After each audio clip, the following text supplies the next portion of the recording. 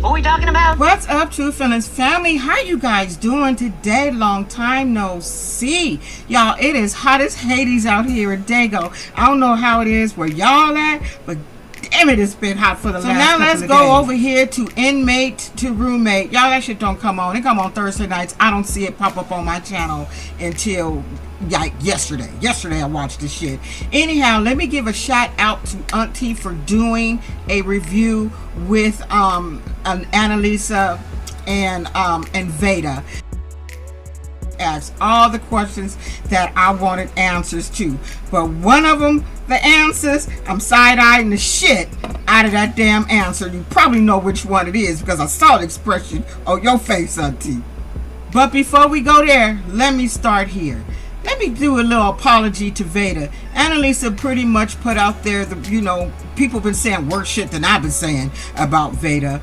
I said something about his neck or something being stiff, but she explained the man done had a few strokes and some health issues. So for all the little goofy shit that I said regarding the little, I didn't go too far about bellies and nothing. I do apologize for that. Now on the other end of that, I'm going to give them a shout out. This is for Annalisa and VADA.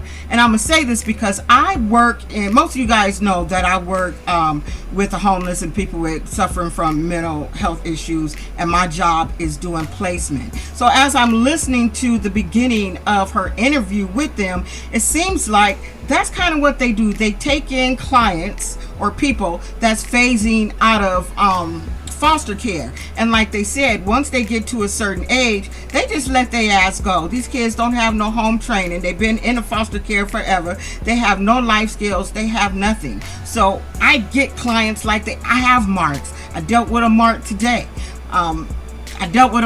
So I'm gonna give them, kudos for you for taking in people. And from the sound of it, it looks like they take in TAYs. We call them transitional age youth.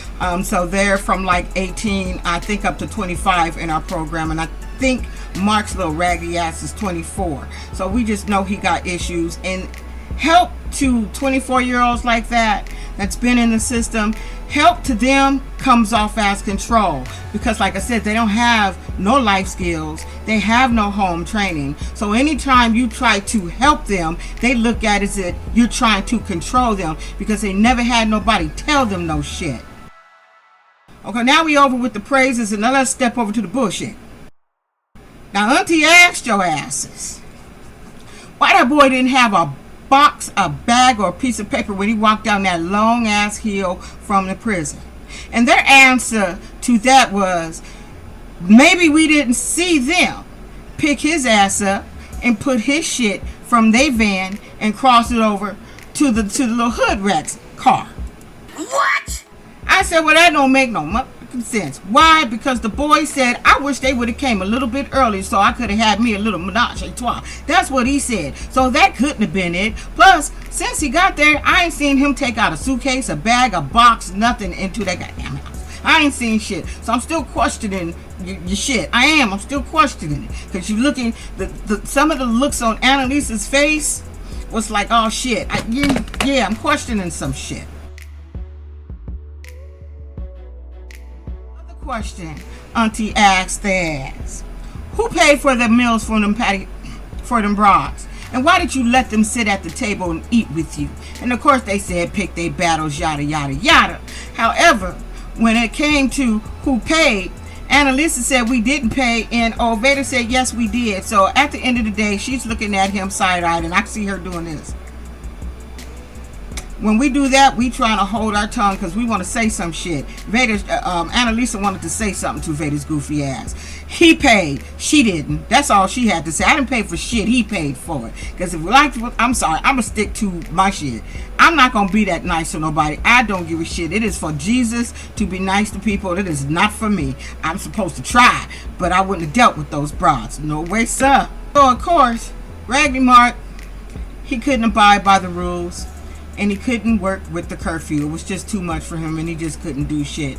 Meanwhile, he come popping up because he ain't been home in 7 hours. But then when he do pop up, he trying to say that he's sick and he need to go to the hospital. Just being disrespectful and rude like he always is. So he skirted off to the damn hospital. Sorry, that make-believe hospital. Actually, he was out there being a street vendor. So he finally brings his little raggedy ass back to the house and he knocks on the door. Of course, Veda opened the door and being Mr. Oh, I want to be your friend shit. Talk about, you don't have to knock at the door. So this is, you live here. You can just come on in. You don't have to knock at the door. Meanwhile, he brings his raggedy ass in the house. He got on Nike. He got on brand new shoes. But when Veda asks this boy where he get this shit, he vaguely asks him where he got this shit. And he just goes with this knucklehead's answer. But we as women, shit need to make sense. Sir, where'd you go to the hospital? When, where, what the fuck's wrong with you? What's going on? And he told the producers they told him to come back a whole nother motherfucking day. Also, his ass wasn't really even there. Okay? He wasn't even there. So because she wants to question this raggedy ass person who she don't really know, who's all up in her house eating up her food halfway, he want to talk shit to deflect and talk about their nasty house and that there's shit under the bed.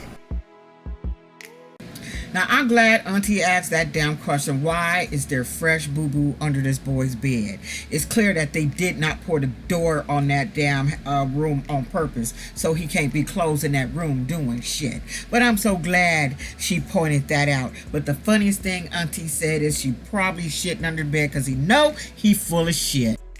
Now, personally, after watching Auntie's interview with them, I feel like they don't even really live in that house. Sound like they got homes where they take in foster kids or adult home for group homes for adults. Like I said, similar to what I do. Veda and Annalisa, they're the people that I call looking for beds for my clients that we pay for. So I feel like that's why the house is in transition and they're fixing it up. That's not their actual house that they live in. I don't see her as bringing someone to her actual fucking house. I just don't. Now, I could be wrong because I'm just making up shit. I just don't see it. Now, Veda and Annalisa like to keep saying, keep watching. But every time I watch Veda, I seem to be getting pissed off at your ass.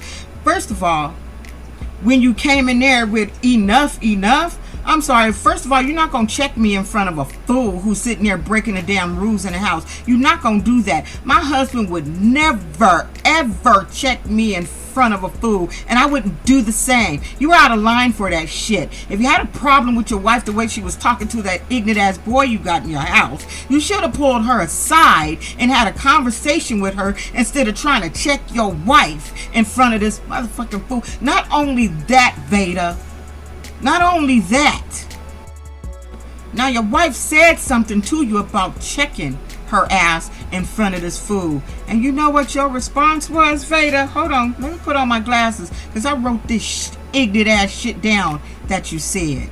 You said, I'm not going to talk to Mark in front of you because that's not what men do.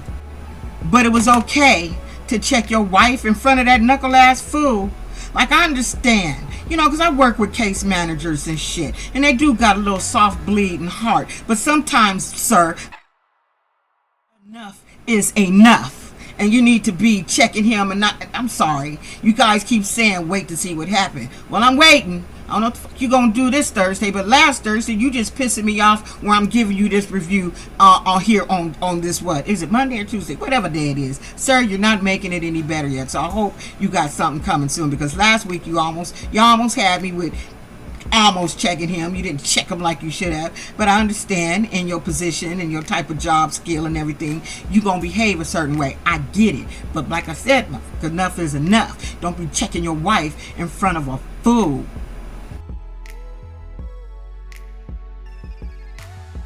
Like, if you want to be patient, that's fine, but don't do that shit. Don't do that shit. That shit irked. That shit had my jaws absolutely tight. Had them tight. I said, wow, sir, I would never do that to my husband, and my husband would never ever do that to me. Not badgering. And then you told her it sounds like you're badgering him. What badgering? Get your ass off my screen before I throw something at my TV and break it. It won't get to see it this Thursday.